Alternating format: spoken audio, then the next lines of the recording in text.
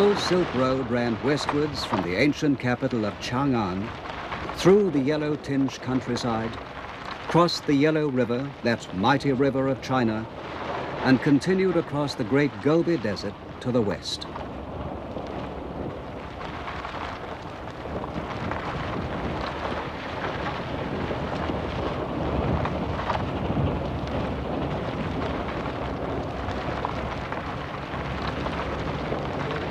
At the beginning of September, a combined television team from China and Japan left Xi'an, which was once the old capital, Chang'an, to cross the Yellow River.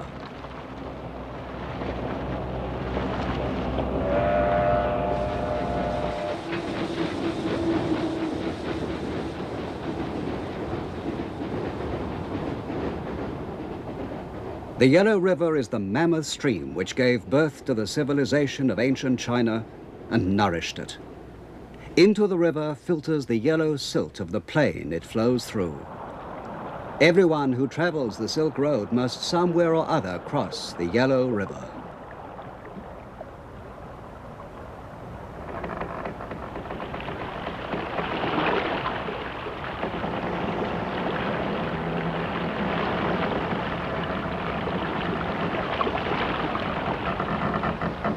On the banks of the river, our team saw huge water wheels, used to irrigate the land with a fertile and yellow river water. They were almost 18 meters or 60 feet in diameter, each with 68 ladles.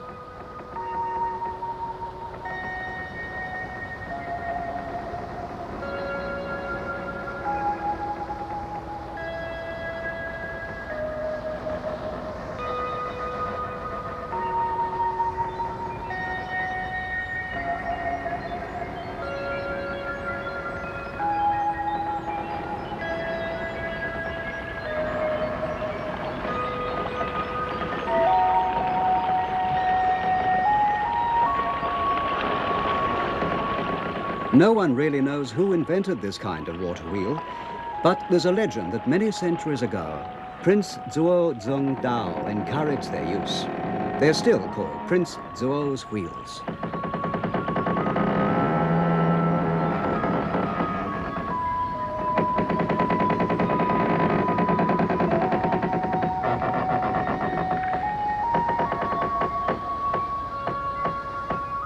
The Yellow River often floods, but it also provides water for irrigation. The farmers consider it an enemy as well as a friend.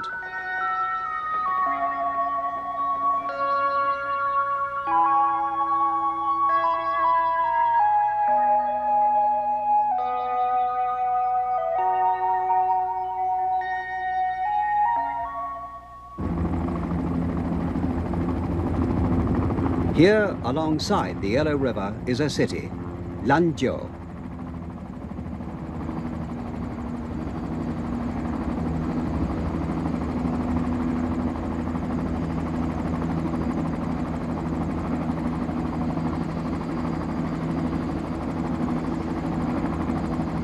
Once it was just a small country town with a population of only about 70,000.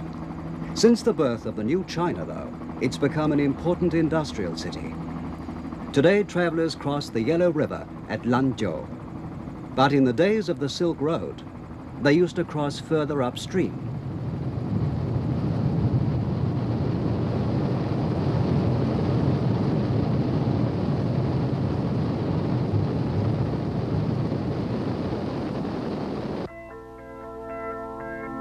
This is a strange sort of boat for crossing the river, Yangpi Fadzu. It's a kind of raft made from inflated goat skins.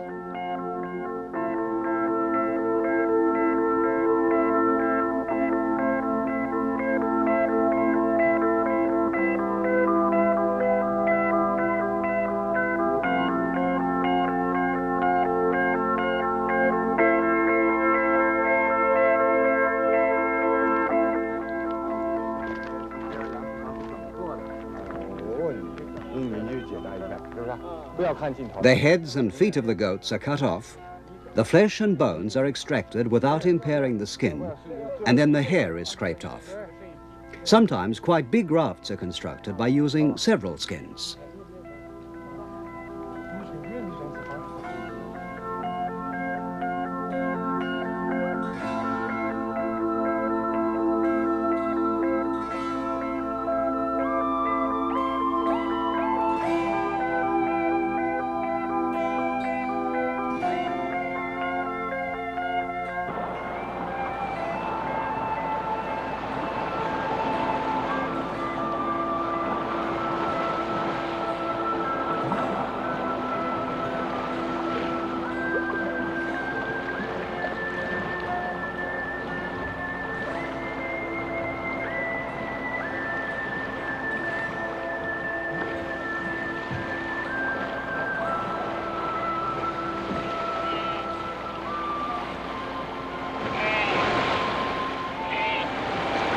The really big rafts, made with many skins, are strong enough to carry oxen, horses, and even camels.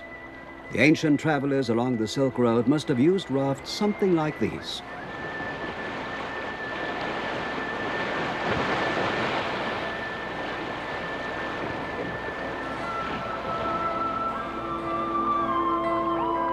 The ferrymen here maneuver their rafts skillfully, taking advantage of the currents. They can even cross where there are rapids by steering diagonally. But where did travelers long ago cross the Yellow River?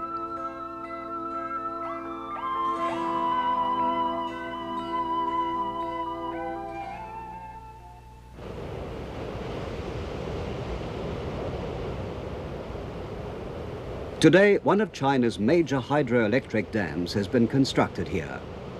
Liu Jia Valley Dam took 15 years to build from 1958.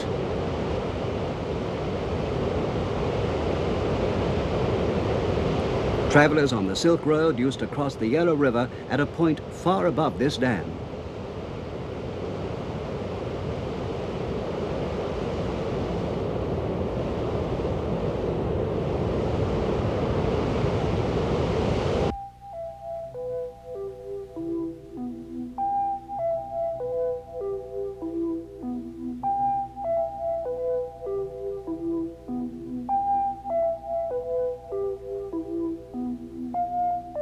After the dam had been built, most of the Silk Road near the river disappeared under the waters of the new artificial lake.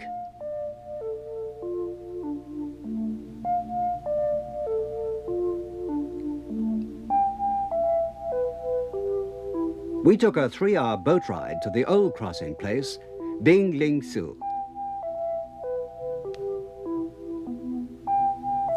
You can only visit this spot by boat for a short time in the autumn, when the water level is at its highest. It was the first time a television crew had ever been here.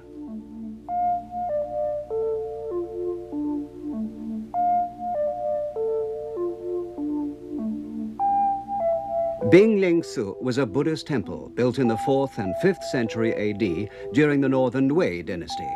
It flourished for about 1,000 years.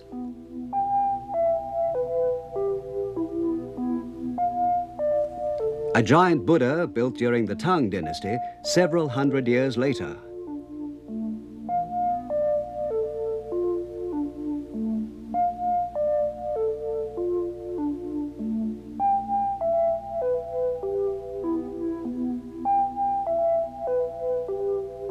It's almost 27 meters or 90 feet high.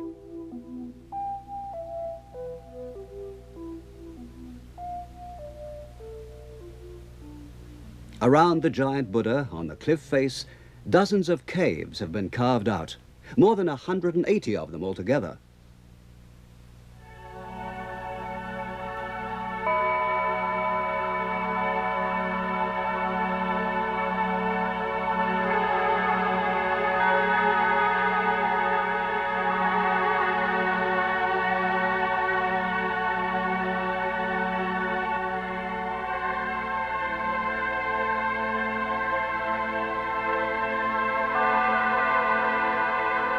Years of erosion have worn away the features of the rock-carved Buddha, but he still seems to smile benignly.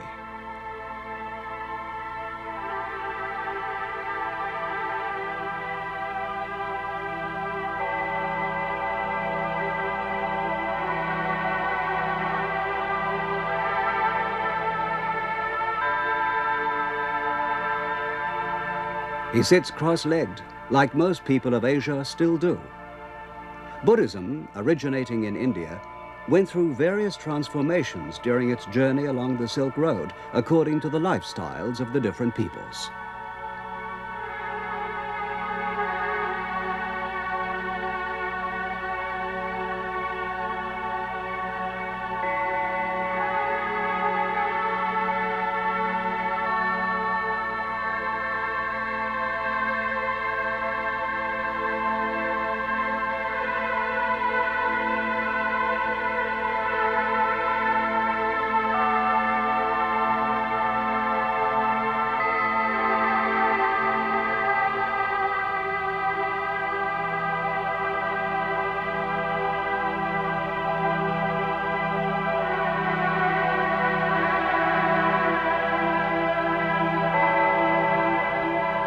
When the autumn's over and the waters begin to recede, this place becomes a group of isolated hilly islands.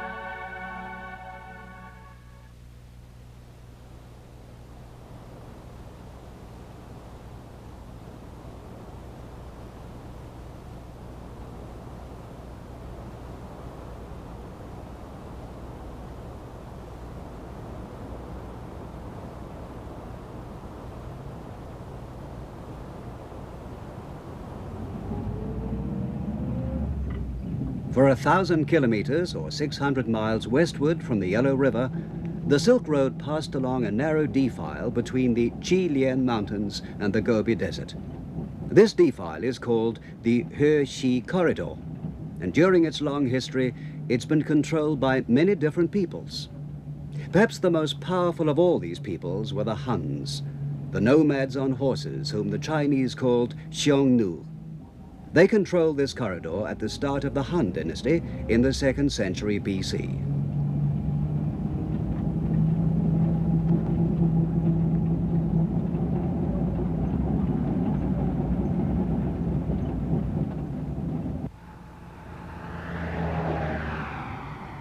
Today, all you can see in the Great Gobi Desert are rocks and bare earth. But in those days, it was the scene of many fierce battles between the Chinese and the Huns. Battles for control of the Silk Road and of the precious goods that passed along it.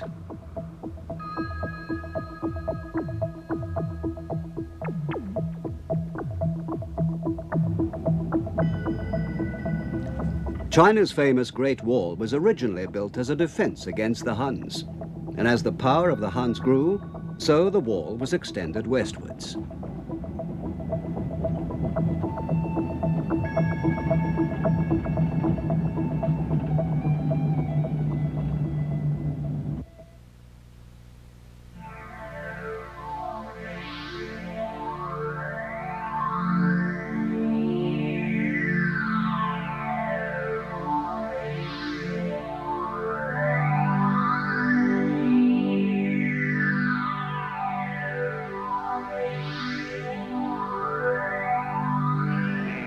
Even on a military campaign, the Huns for food depended on the great herds of goats which they always took with them.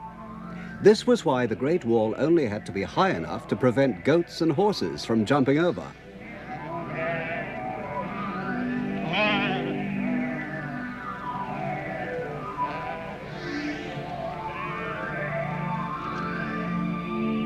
The Chinese finally managed to get control of the whole of the Hexi Corridor during the reign of the Han Emperor Wu Di. In the year 121 BC, Emperor Wu Di sent an army 100,000 strong against the Huns. In one battle, the Chinese took 150,000 Han prisoners.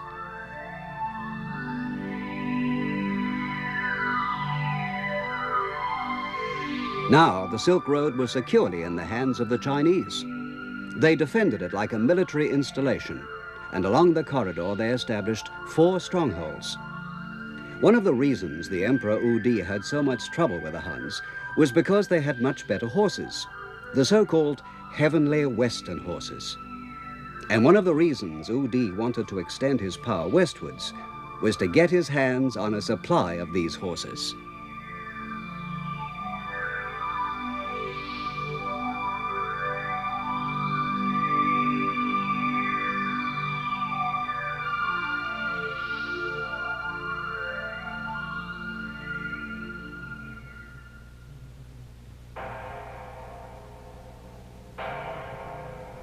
"280 kilometers, or 180 miles west of Lanzhou is the town of Wuwei, the first and biggest of the 4 Chinese strongholds in the Hexi Corridor.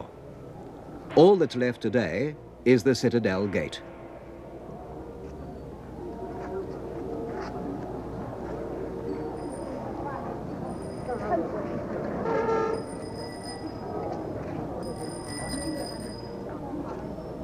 Recent excavations have brought to light an object which gives us an idea of how obsessed Emperor Wu Di was about obtaining those horses. It was unearthed in 1960, when relations between China and the Soviet Union began to deteriorate.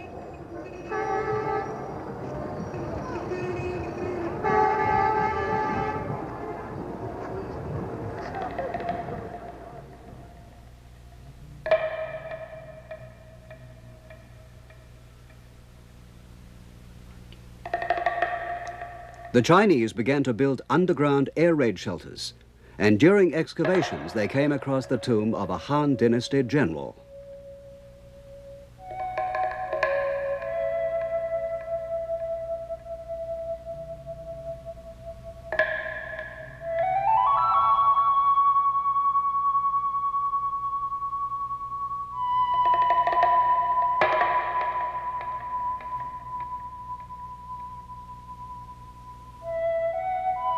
Inside the tomb, this wonderful bronze statuette of a horse was found.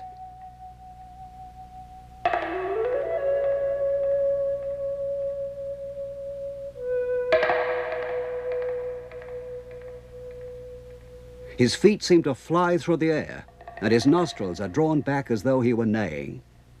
One of his hooves is treading on a swallow. The message is easy to read.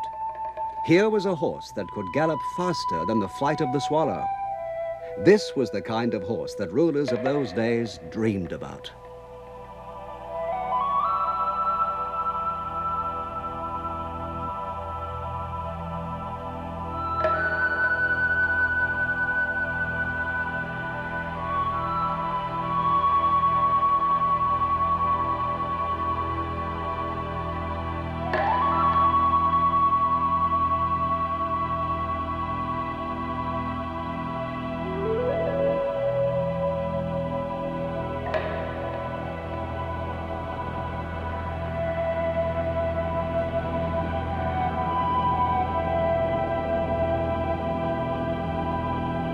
So marvelous seemed the Han's cavalry that the Chinese called the horses heavenly Western horses.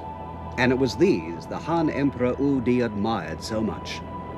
Over the ages, Chinese emperors have sent messengers westwards in search of the heavenly Western horses. And they sent rolls of silk to pay for the horses, because in those days, silk was a form of currency in China.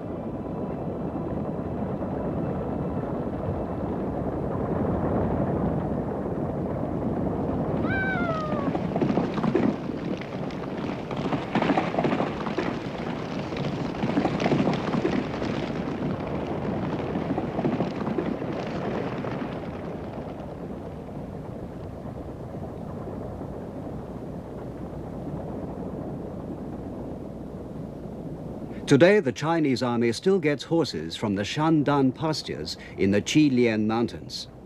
Horses descended from the ancient heavenly horses are still bred here, and the pastures have a continuous history of 1,300 years. When these pastures were established during the Sui dynasty in the 6th century AD, a herd of 100,000 horses grazed on them. The modern horses have been interbred with smaller but tough Mongolian ponies, and with the big Kazakh horses, and today there's a herd of 200,000 in Shandan.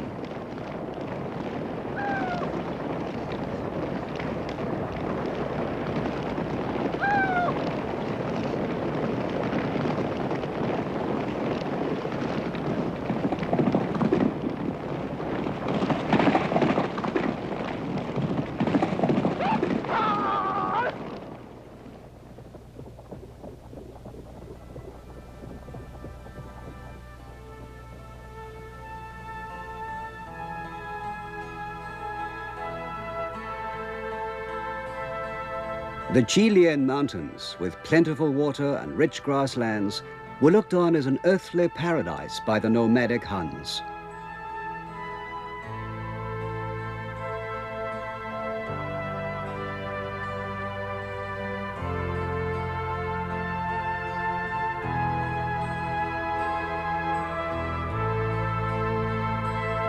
They came from the Yanji Mountains, which were also called the Rouge Mountains.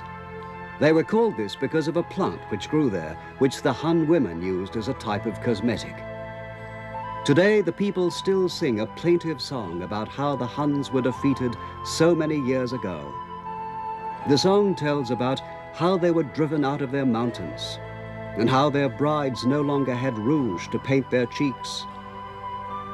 We lost the Xi'an mountains, our sheep, our horses, our cows. We lost the Yanjiu mountains. Now there's no more rouge to color our brides' cheeks.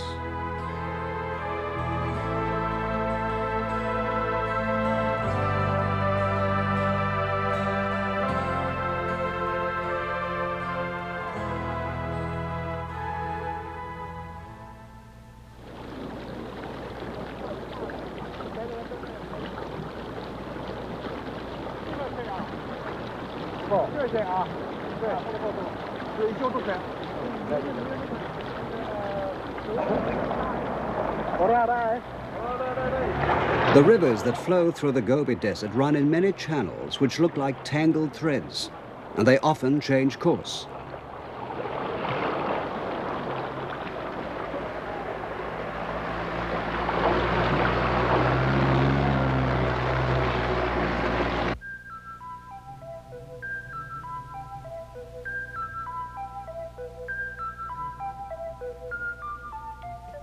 The Jianye River has its source in the permanent snowfields of the Xi'an Mountains.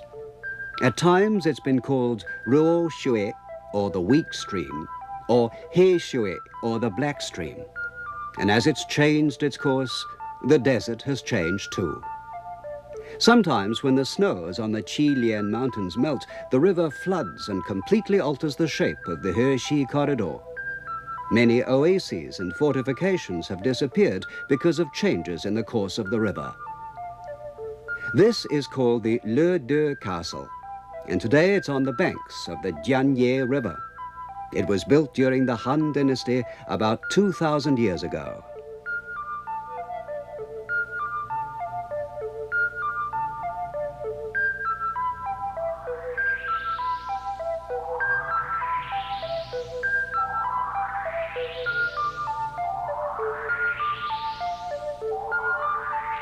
But no one knows who built it or when it was destroyed. Some people say it was destroyed in a mighty flood, and some say it was conquered by the great Mongolian ruler Genghis Khan.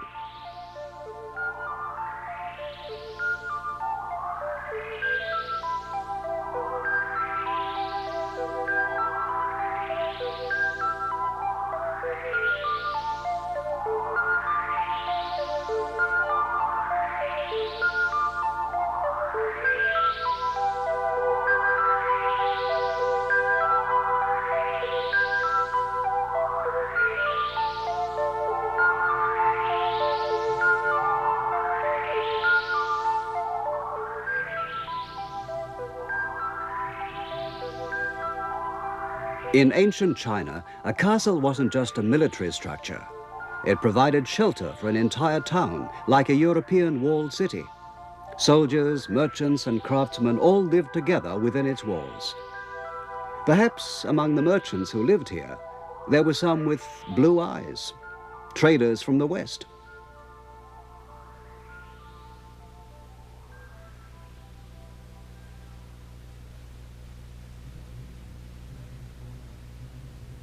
Today, the courtyards are covered with pieces of broken tile and countless shards of pottery.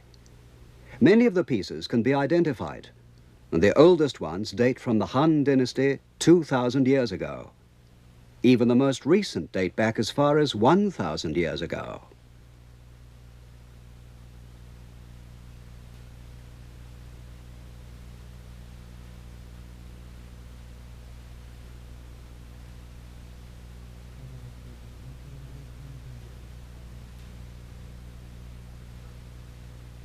It seems strange to see the broken remains of things people made so long ago scattered at your feet. They say you can never guess what you'll find if you dig deep enough. But so far, no serious archaeological work has been done here.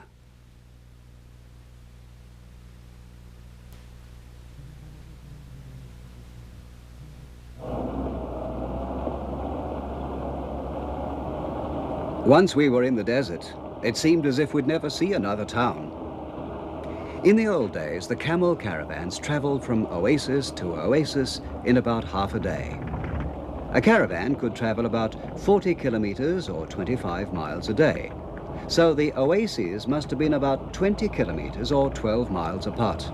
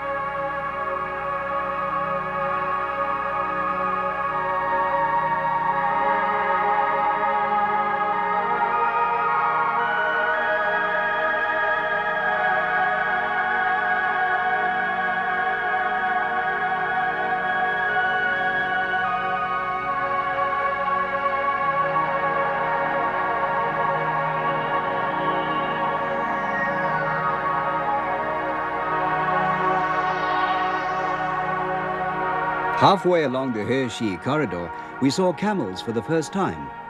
From this point westwards, the camel is an essential part of the lives of the people.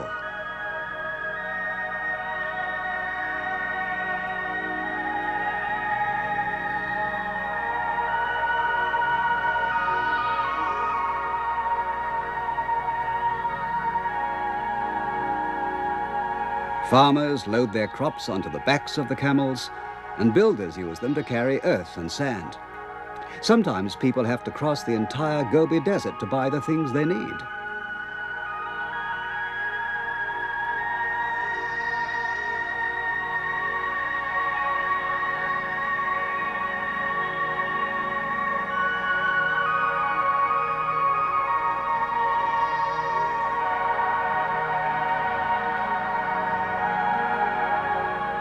Here's one of the oases. It's mid-afternoon, so most of the grown-ups are sleeping, and the only voices you can hear are those of children.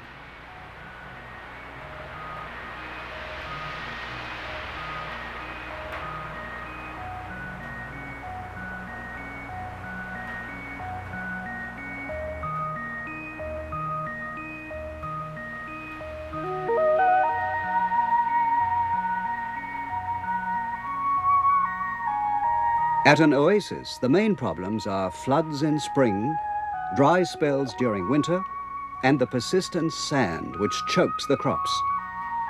One young man working in a cabbage field said that everything they have today is the result of a never-ending battle with nature.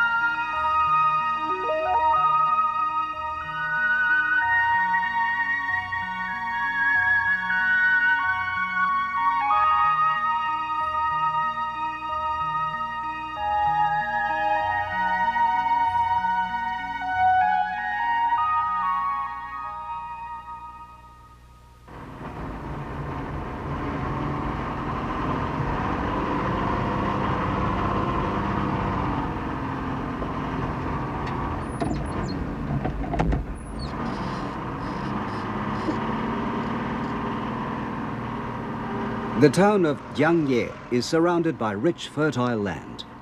It's the biggest oasis town in the whole of the Hexi Corridor. One of those 4 Han Dynasty strongholds was here, the second largest of the 4. This town was a great center of trade and barter for goods from the west and the east. During the various Chinese dynasties, officials were sent here from the capital to take control of the markets, and many merchants from the west used to gather here. In the 7th century AD, during the Sui dynasty, we know from records that merchants from no less than 27 countries were invited to Jiangye for what we'd call today an international trade conference.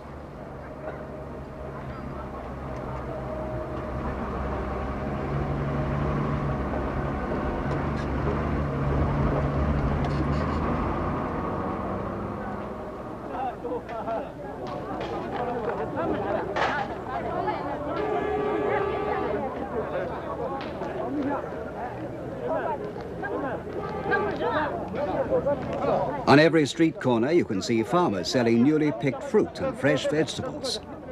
In this town, everybody's allowed to sell his produce just as he pleases.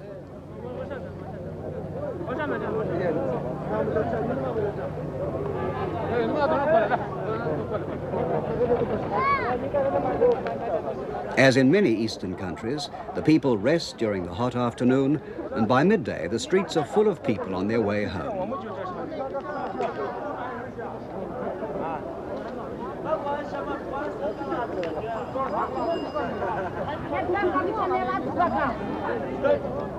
Here are green peppers and tomatoes, which were introduced by merchants from the west.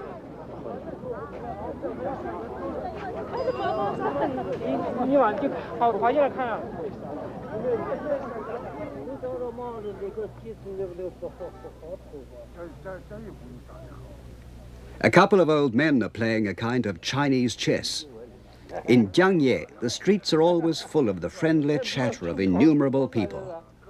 It's a pleasant place to come to when you've been traveling across the desert.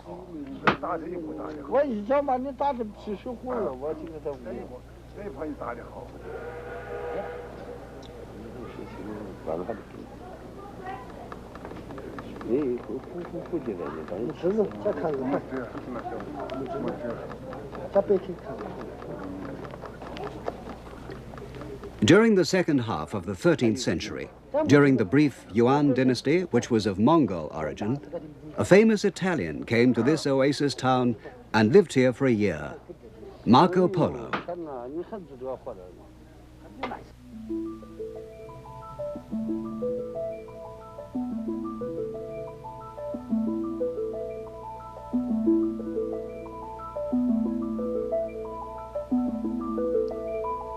Marco Polo had arrived from the Pamirs via the Hexi Corridor, and he wrote about Jiangye in his diary.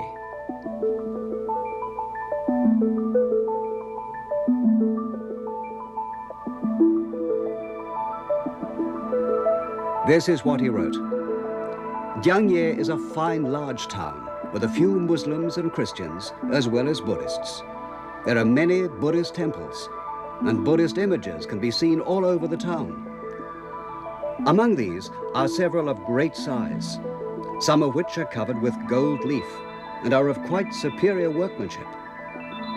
One particularly big statue is lying on its side. It's surrounded by several smaller figures praying.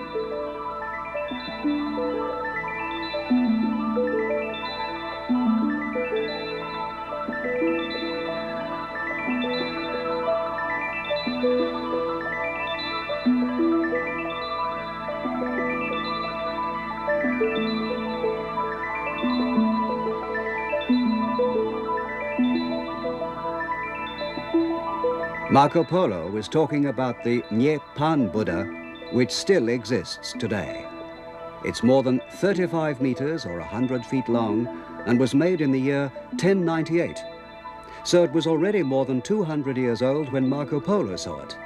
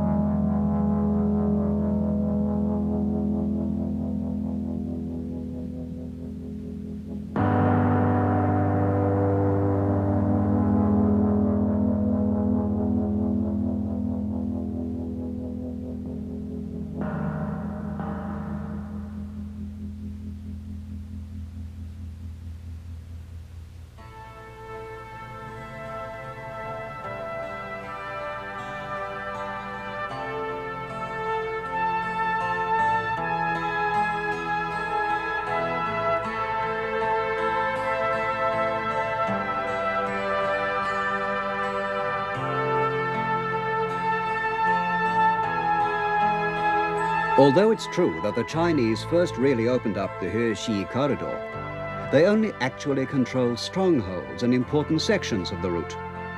Many tribes have fought battles here since the Han Dynasty, in spite of the Chinese being in control.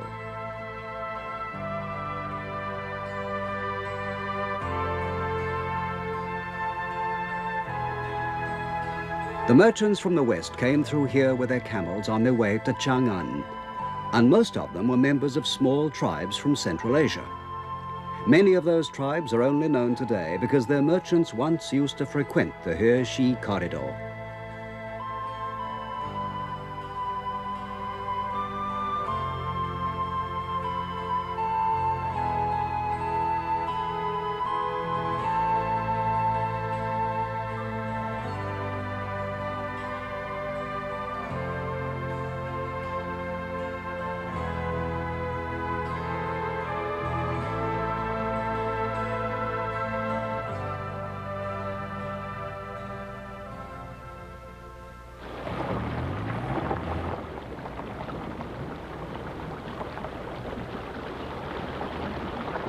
We went up into the Xi'an mountains to look for evidence of some of the old tribes.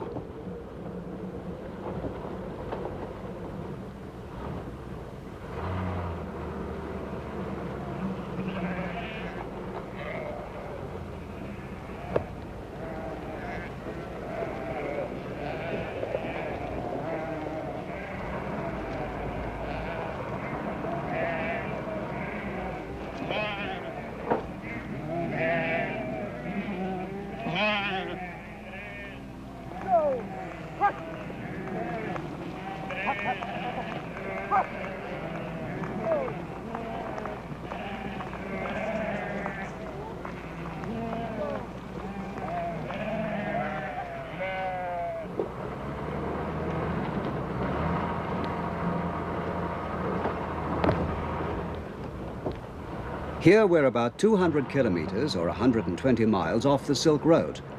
And in these foothills, a number of nomadic people are still living. They include Uyghur and Hui tribesmen, Tibetans and Manchus.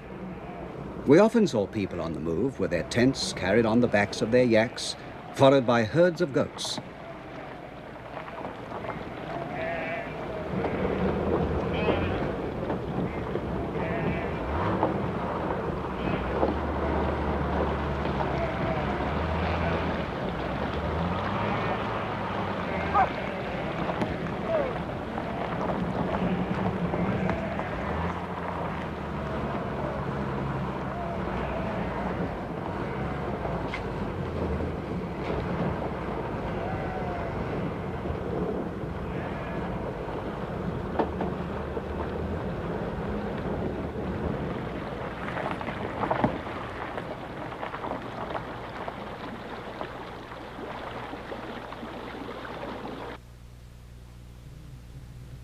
After the revolution, the Chinese government protected these small tribes by setting up autonomous governments in various places. We visited the Sunan Uyghur Autonomous Region, which is almost 3,000 meters or 10,000 feet above sea level.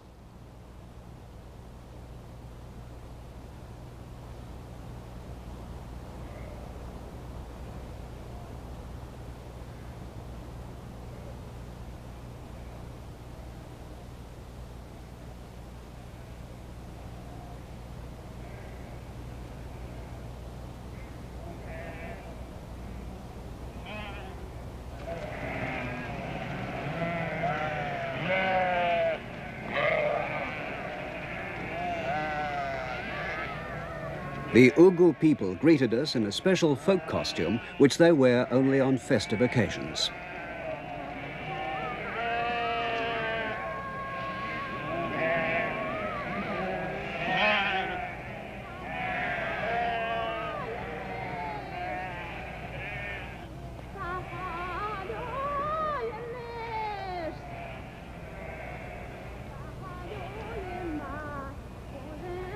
In their own language, the Uyghur people call themselves Uyghurs. The two characters that they use when writing this in Chinese mean rich and strong, and these characters were recently adopted as a sort of good luck charm.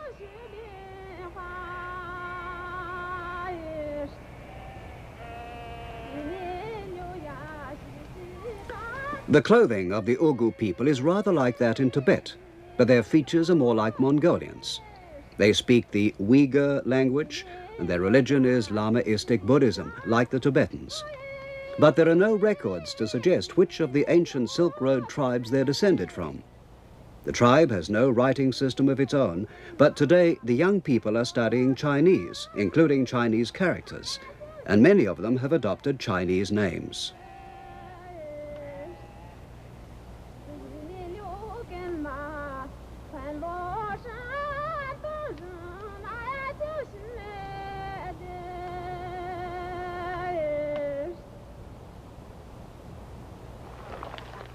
Their staple foods are wheat and the meat of goats.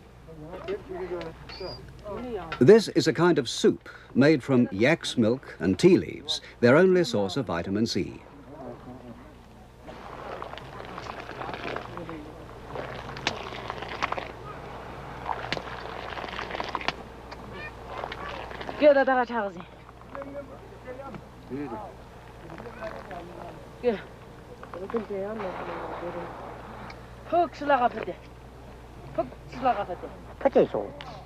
When the winter snows start in October, the people would abandon their nomadic life for the year and come down from the mountains.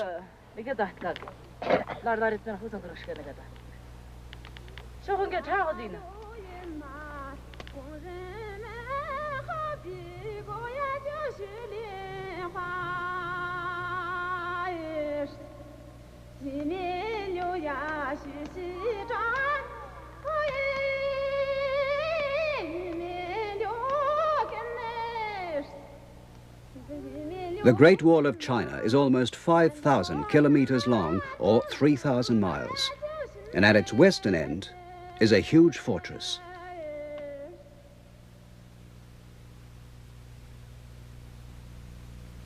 This castle, Jiayuguan, was built in the 14th century during the Ming dynasty. A unit of about 300 soldiers was stationed here to guard the country from invasion from the west.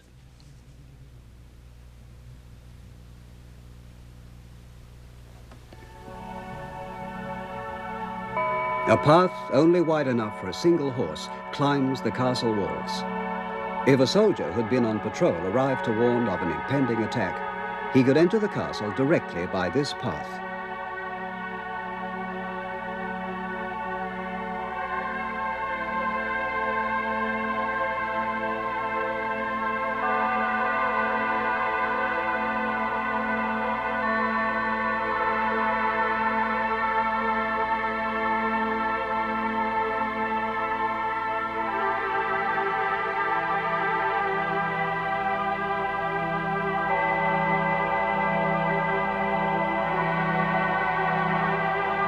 It was a lonely life for the soldiers, far from their homes and families. When they left for the battle, they'd throw a stone under the gate of the castle. If the sound of the stone echoed back with a hollow ring, the soldiers believed that they too would return safely to the fort.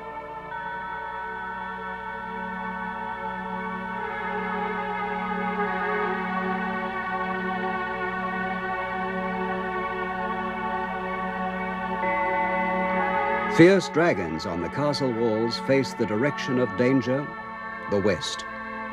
For the Hexi Corridor was the scene of battles which marked the rise and fall of many peoples.